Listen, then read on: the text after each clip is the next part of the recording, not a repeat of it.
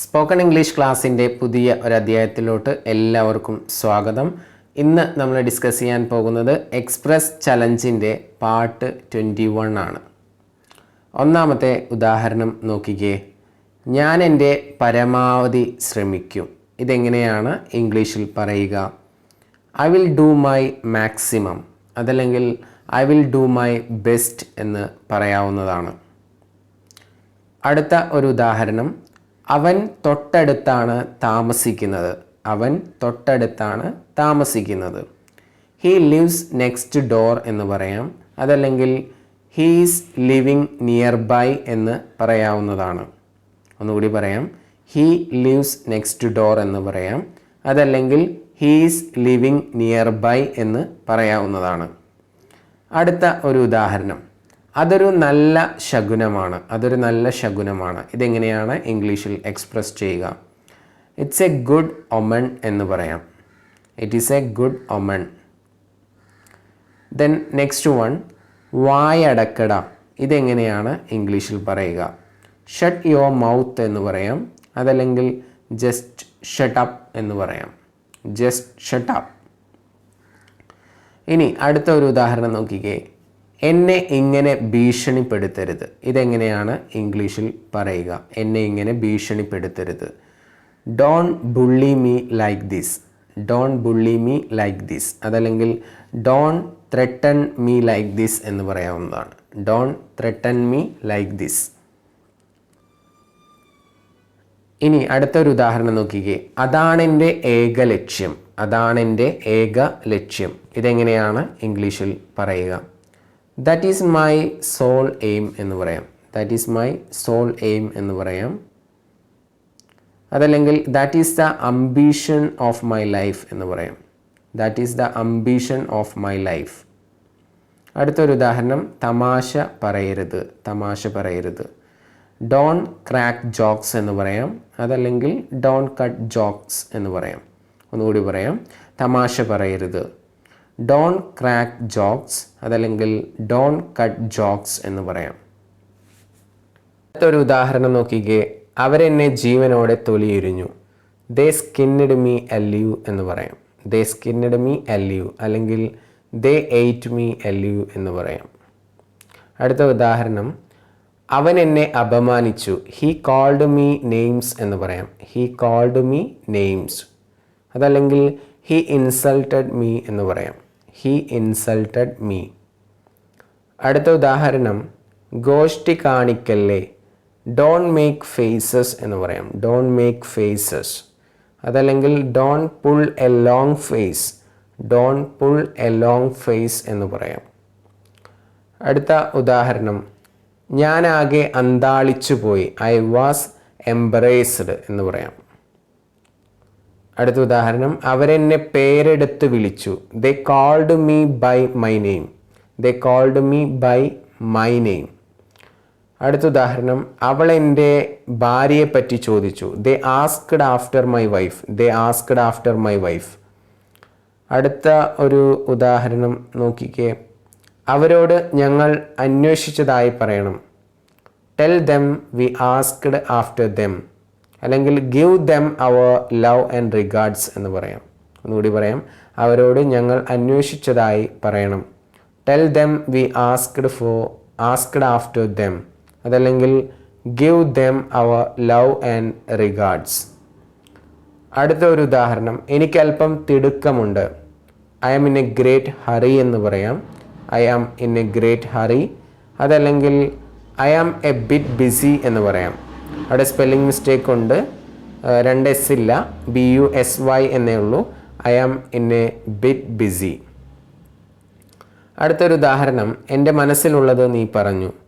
U spoke my mind എന്നുള്ളതാണ്. അവിടെ spelling mistake ഉണ്ട്, MIN എന്ന് മാത്രമേ എഴുതിയിട്ടുള്ളൂ, ശ്രദ്ധിക്കുക.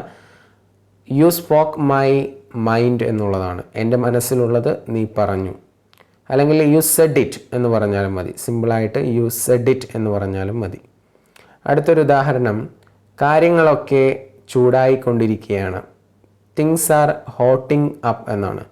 ഇവിടെ തിങ്സ് എന്നുള്ളതിൻ്റെ സ്പെല്ലിങ്ങിൽ ചെറിയ ഒരു എറർ സംഭവിച്ചിട്ടുണ്ട്. THINGS ആണ് കേട്ടോ. THINGS, തിങ്സ് ആർ ഹോട്ടിങ് അപ്പ്, കാര്യങ്ങളൊക്കെ ചൂടായിക്കൊണ്ടിരിക്കുകയാണ് എന്നുള്ളതാണ് ഇതിൻ്റെ അർത്ഥം. അടുത്ത ഒരു ഉദാഹരണം നോക്കിക്കേ. ദൈവത്തിന് മാത്രമേ അറിയൂ, ഗോഡ് ഓൺലി നോസ് ദാറ്റ്, അല്ലെങ്കിൽ ഓൺലി ഗോഡ് നോസ് ഇറ്റ് എന്ന് പറയാം. ഗോഡ് ഓൺലി നോസ് ദാറ്റ് അല്ലെങ്കിൽ ഓൺലി ഗോഡ് നോസ് ഇറ്റ് എന്ന് പറയാം. അടുത്ത ഒരു ഉദാഹരണം, ഞാൻ പറഞ്ഞത് തന്നെ, just what I said, just what I said, ഞാൻ പറഞ്ഞത് തന്നെ, അല്ലെങ്കിൽ that's exactly what I said, that's exactly what I said. അടുത്ത ഉദാഹരണം, ഞാൻ പറഞ്ഞില്ലെങ്കിലോ, what if I don't say, what if I don't say. അടുത്തൊരു ഉദാഹരണം, എനിക്ക് വിരോധമില്ല, I don't mind, I have no objection. ഇതിൽ ഏതും വേണമെങ്കിലും ഉപയോഗിക്കാം. ഒന്നുകൂടി പറയാം, എനിക്ക് വിരോധമില്ല, ഐ ഡോണ്ട് മൈൻഡ്, അതല്ലെങ്കിൽ ഐ ഹാവ് നോ ഒബ്ജക്ഷൻ എന്ന് ഉപയോഗിക്കാവുന്നതാണ്. അടുത്തൊരു ഉദാഹരണം, അതൊരു നിമിത്തമായിരുന്നു, it was a coincidence എന്ന് പറയാം. അതൊരു നിമിത്തമായിരുന്നു, it was a coincidence. അടുത്തത്, അങ്ങനെയാണ് കാര്യങ്ങളുടെ പോക്ക്, അങ്ങനെയാണ് കാര്യങ്ങളുടെ പോക്ക്, that's the way things go, that's the way things go. അടുത്തൊരു ഉദാഹരണം നോക്കിക്കേ, എനിക്ക് പേടിയാകുന്നു, ഇതെങ്ങനെയാണ് ഇംഗ്ലീഷിൽ പറയുക? ഐ ആം ഫ്രൈറ്റൻഡ് എന്ന് പറയാം. എനിക്ക് പേടിയാകുന്നു, ഐ ആം ഫ്രൈറ്റൻഡ് എന്ന് പറയാം, അല്ലെങ്കിൽ ഐ ആം സ്കാഡ് എന്ന് പറഞ്ഞാലും മതി. അടുത്തൊരു ഉദാഹരണം, ഞാൻ തുറന്ന് പറയുകയാണ്, ഞാൻ തുറന്ന് പറയുകയാണ്, I am being frank, I am being frank, അല്ലെങ്കിൽ ലെറ്റ് മീ ബി ഫ്രാങ്ക് എന്ന് പറയാം, ലെറ്റ് മീ ബി ഫ്രാങ്ക് എന്ന് പറയാവുന്നതാണ്. അടുത്തൊരു ഉദാഹരണം, അവൻ ഞങ്ങളുടെ ആകെയുള്ള കുട്ടിയാണ്, അവൻ ഞങ്ങളുടെ ആകെയുള്ള കുട്ടിയാണ്, ഹീസ് അവർ ഓൺലി ചൈൽഡ് എന്ന് പറയാവുന്നതാണ്, ഹീസ് അവർ ഓൺലി ചൈൽഡ്. അടുത്ത ഒരു ഉദാഹരണം നോക്കിക്കേ, അവൻ എന്നെ പിരിച്ചുവിട്ടു, അവൻ എന്നെ പിരിച്ചുവിട്ടു എന്നെങ്ങനെയാണ് ഇംഗ്ലീഷിൽ പറയുക? ദേ സാക്ക്ഡ് മീ, ദേ സാക്ക്ഡ് മീ, അല്ലെങ്കിൽ ദേ ഫയേർഡ് മീ എന്നാണ് പറയുക, ദേ ഫയേർഡ് മീ. അടുത്തൊരു ഉദാഹരണം, അത് സാരമില്ല, ഇതെങ്ങനെയാണ് ഇംഗ്ലീഷിൽ പറയുക? ഇറ്റ് ഡസിൻ മാറ്റർ എന്ന് പറഞ്ഞാൽ മതി, ഇറ്റ് ഡസിൻ മാറ്റർ, അല്ലെങ്കിൽ ഇറ്റ്സ് ഓൾ റൈറ്റ് എന്ന് പറയാം, അല്ലെങ്കിൽ ടേക്ക് ഇറ്റ് ഈസി എന്ന് പറയാവുന്നതാണ്. അടുത്തൊരു ഉദാഹരണം, നമുക്കത് ദിവസാടിസ്ഥാനത്തിൽ ചെയ്യാം, let's do it on a daily basis, let's do it on a daily basis. then അടുത്തത്, ക്ഷമിക്കണം, ഞാൻ അത്തരക്കാരനല്ല, sorry I am not that type, sorry I am not that type. Next one, ക്ഷമിക്കണം, മനഃപൂർവ്വമല്ല, sorry it was not deliberate, sorry it was not deliberate, അല്ലെങ്കിൽ sorry it was not intentional, sorry it was not intentional. അടുത്തൊരു ഉദാഹരണം നോക്കിക്കേ, അത് മനഃപൂർവ്വമായിരുന്നു, it was purposefully, it was purposefully, അല്ലെങ്കിൽ it was intentional. അടുത്തൊരു ഉദാഹരണം, എനിക്ക് നഷ്ടബോധം തോന്നുന്നു, എനിക്ക് നഷ്ടബോധം തോന്നുന്നു, I feel a sense of loss, I feel a sense of loss, or I feel a sense of regret. ഇപ്പോൾ ഇന്നത്തെ എക്സ്പ്രസ് ചലഞ്ചിലൂടെ പാർട്ട് 21 ആണ് നമ്മൾ ഡിസ്കസ് ചെയ്തത്. ഇതിലൂടെ നമ്മൾ ഒരുപാട് ആശയങ്ങൾ പഠിച്ചു. ഇത്തരം ആശയങ്ങൾ ഇംഗ്ലീഷ് സംസാരത്തിൽ പൊതുവെ യൂസ് ചെയ്യുന്നതാണ്. അതുകൊണ്ട് ആവർത്തിച്ച് വായിക്കുക, സന്ദർഭം കിട്ടുന്ന സമയത്തൊക്കെ ഇതെടുത്ത് പ്രയോഗിക്കുക.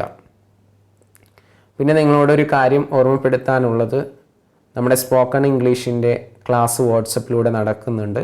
45 ദിവസത്തെ വാട്സപ്പ് ട്രെയിനിങ്ങും കൂടാതെ 15 ദിവസത്തെ സ്പീക്കിംഗ് ആക്ടിവിറ്റീസുമാണ് വരുന്നത്. 2 മന്തിൻ്റെ ഒരു കോഴ്സാണ്. എല്ലാ മാസവും ക്ലാസ്സുകൾ നടക്കുന്നുണ്ട്. താല്പര്യമുള്ള ആളുകളുണ്ടെങ്കിൽ ഞാൻ പറയുന്ന നമ്പറിൽ ബന്ധപ്പെടുക. ഇപ്പോൾ നമ്മൾ ഈ ഒരു സീരീസിലൂടെ നമ്മൾ ഡിസ്കസ് ചെയ്യുന്നത് എക്സ്പ്രസ് ചലഞ്ച് എന്ന് പറയുന്ന കുറച്ചു സെൻറ്റൻസുകളും അതിൻ്റെ മീനിങ്സുമാണ് ചർച്ച ചെയ്യുന്നത്. ഇതുപോലെ ആയിരിക്കില്ല നമ്മുടെ സ്പോക്കൺ ഇംഗ്ലീഷിൻ്റെ വാട്സപ്പ് കോഴ്സ്. അത് എൻ്റയർലി ഡിഫറെൻ്റ് ആയിരിക്കും. കാരണം അതിൽ പഠിപ്പിക്കുന്നത് നമുക്ക് ഇംഗ്ലീഷ് ഒരു ബിഗിനറെ സംബന്ധിച്ചിടത്തോളം പഠിക്കുന്ന സമയത്ത് നമ്മൾ ഒരുപാട് ആശയങ്ങൾ, ടോക്ക് ചെയ്യാനുള്ള ആശയങ്ങൾ അറിഞ്ഞിരിക്കണം. ഇതെന്ന് പറഞ്ഞു കഴിഞ്ഞാൽ ഒന്നും കൂടി നമുക്ക് കൂടുതൽ ഡെവലപ്പ് ചെയ്യാൻ വേണ്ടി സഹായിക്കുന്ന കാര്യങ്ങളാണ്. അപ്പോൾ ബി ഡു ഹാവ് എന്ന് പറയുന്ന ഒരു മെത്തേഡിലൂടെയാണ് പഠിപ്പിക്കുന്നത്.